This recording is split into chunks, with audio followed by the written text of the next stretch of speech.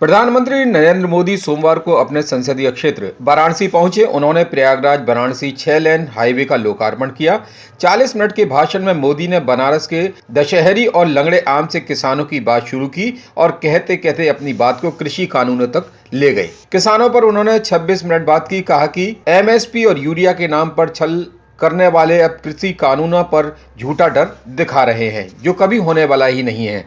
उसे लेकर भ्रम फैलाया जा रहा है। मोदी ने कहा, मैं काशी की पवित्र धरती से कहना चाहूंगा कि अब छल से नहीं, गंगा जल जैसी नीयत से काम किया जा रहा है। भ्रम फैलाने वालों की सच्चाई देश के सामने आ रही है। आज जिन किसानों को कृषि सुधारों पर शंकाएं हैं, वे भी भविष्य में इनका लाभ उठाएंगे। अगर कोई पुराने सिस्टम से ही लेन देन को ठीक समझता है तो उस पर भी कहीं कोई रोक नहीं है। नया कानून किसानों के लिए फायदेमंद है। इसमें किसानों को और आजादी दी गई है। सरकार कानून बनाती है तो इसे समर्थन और विरोध दोनों मिलता है। पहले सरकार का फैसला किसी को पसंद नहीं आता था, विरोध होता था। अब प्रचार किया जाता है कि फैसला ठीक है, लेकिन आगे चलकर ना जाने क्या होगा। जो नहीं होगा उसे लेकर समाज में भ्रम फैलाया जा रहा है। 24 घंटे उनका यही काम है। ये वही लोग हैं जिन्होंने दशकों तक किसानों के साथ छल किया। पहले सालों तक एमएसपी के नाम पर छल किया गया। छोटे और सीमांत किसानों तक फायदा नहीं पहुंचता था।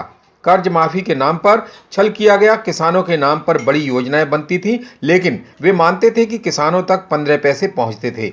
बहुत सब्सिडियां दी जाती थी, लेकिन इनमें भी छल होता था। किसानों की प्रोडक्टिविटी बढ़ाने के लिए कहा गया, किसी भी प्रोडक्टिविटी किसी और के लिए सुनिश्चित की गई है। जब छल का इतिहास रहा हो तब दो बातें स्वाभाविक हैं। पहला, किसान सरकार की बातों तक आशंकित रहता है तो इसके पीछे छल का इतिहास है।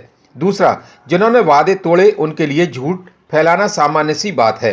ट्रैक रिकॉर्ड देखें तो सच सामने आ जाता है। हमने कहा था कि यूरिया की कमी नहीं होने देंगे।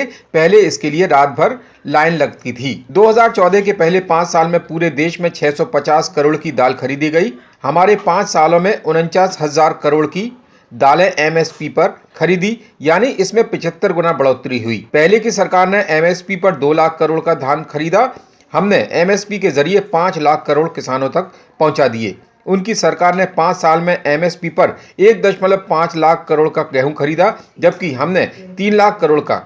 अगर मंडियों को ही खत्म करना था तो फिर हमने उन्हें इतना मजबूत क्यों बनाया? नरेंद्र मोदी ने यह भी कहा कि ये लोग अफवाह फैलाते थे कि चुनाव है इसलिए मोदी 2,000 रुपए दे रहा है। एक राज्य ने तो यहां तक हद कर दिया कि हमें 2,000 रुपए चाहिए ही नहीं। एक राज्य ने तो ये पैसा किसानों की जेब में जाने ही नहीं दिया। मैं उस राज्य के लोगों से कहना चाहता हूं कि वहां हमारी सरकार बनेगी तो ये पैसा किसानों को जरूर दूंगा। अब तक 1,000 करोड़ रुपए सीधा किसानों के खाते में पहुंच चुका है। उन्होंने कहा कि आज काशी को आधुनिक इंफ्रास्ट्रक्चर का एक और उपहार मिला है। इसका लाभ काशी के साथ ही प्रयागराज के लोगों को भी होगा। मुझे याद है 2013 में मेरी पहली जनसभा इसी मैदान पर हुई थी और यहां से गुजरने वाले हाईवे 4 लाइन का था। बाबा विश्वनाथ के आशीर्वाद से ये हाईवे 6 लाइन का हो चुका है। 70 किलोमीटर का ये सफर अब आराम से होगा। नया हाईवे बनाना हो, पुल बनाना हो, रास्तों को चौड़ा करना हो, बनारस के इलाकों में अभी हो रहा है। उतना आज़ादी के बाद कभी नहीं हुआ। बनारस का सेवक होने के नाते मेरा प्रयास यही रहेगा कि यहाँ के लोगों का जीवन आसान हो जाए। Bureau report, MNB news, Agra.